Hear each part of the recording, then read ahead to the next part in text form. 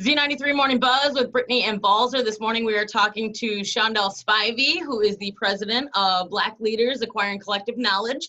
And you guys are teaming up with Enduring Families to do a lot of events this weekend for Juneteenth. There's been a national push amongst a lot of Black organizations, Black identified organizations, I should say, to really amp up our efforts on Juneteenth Day in the wake of all the things that is going on, to be able to celebrate our Black identities, learn history, understand who we are, and just be celebrated, right? Like celebrate Blackness and what it means in this country, but then also speak to the hardships as well. For those who aren't familiar, what does Juneteenth mean? So Juneteenth is probably one of the oldest celebrated celebrations in the Black community, to celebrate the day that the last slaves in Texas learned of their freedom. They found out 2 years after the Emancipation Proclamation was signed that they were free. And so it became this long-lived celebration of celebrating liberation. And so I also have to be honest and say, there's a push for free-ish, right?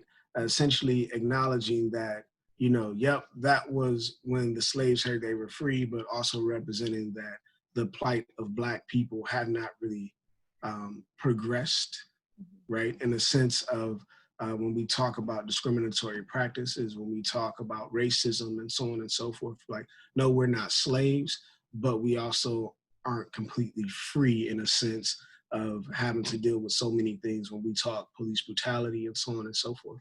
So there, you'll see a lot of folks with the free-ish type of shirts, as well as, just around the nation, a lot of Juneteenth celebrations will probably be like free-ish cents, because that's to show the connection between those slaves being free and the progression and or lack of progression that has happened in our nation in regards to Black people.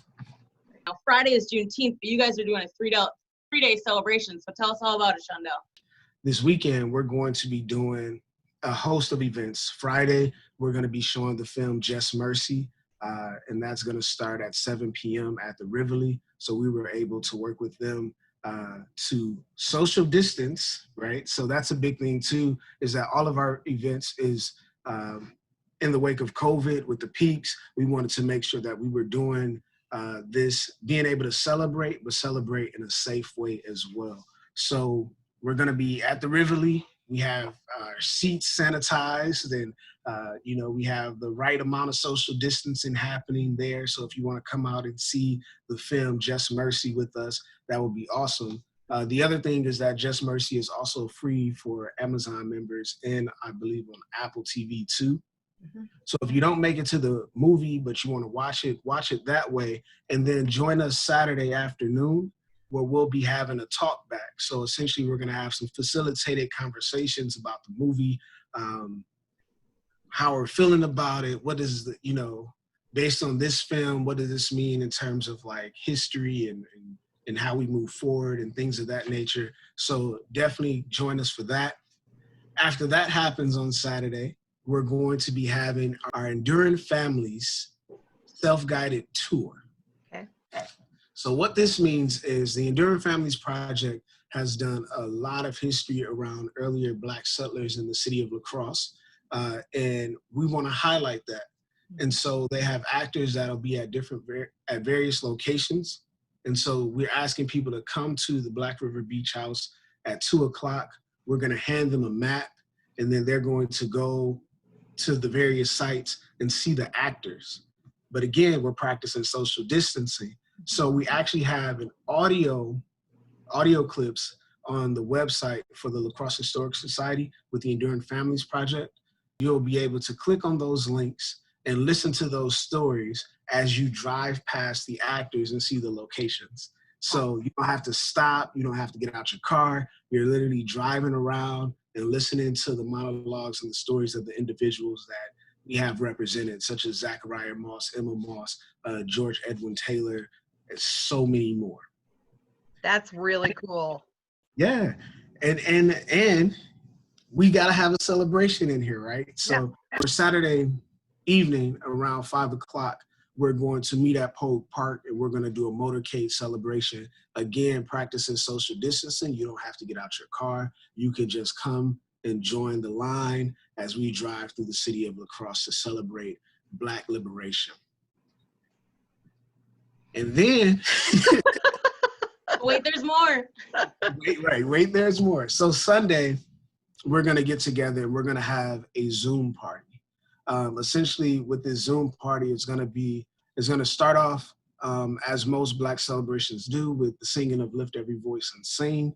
And then we're going to talk about some meditation, moments of silence, and things like that, which will be all led by Dr. Lucrece Rupert, a good friend of ours and a member of Black, and she does such great work. So we're going to have her kind of lead us in those activities. And then we're going to have a Zoom party.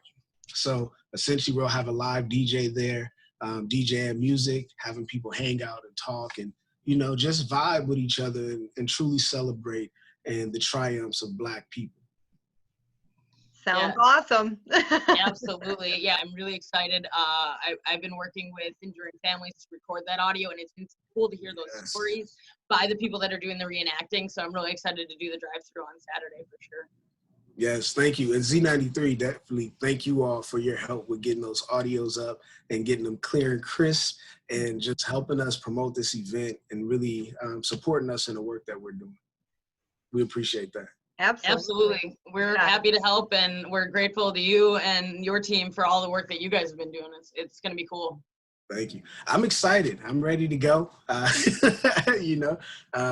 one of those things where it's like there's a lot of work on the back end. And then when you finally see it happen, it's kind of like, man, yes, we did that. So, yeah. It's important for people to know the history that we have here right in La Crosse. Until we were talking about this, I didn't realize how much, African-American history we had right here in our town. So this is going to be a really cool thing. And with that audio living on your website like that, this will be something that people coming to visit forever will be able to utilize, right? Yes. Yeah.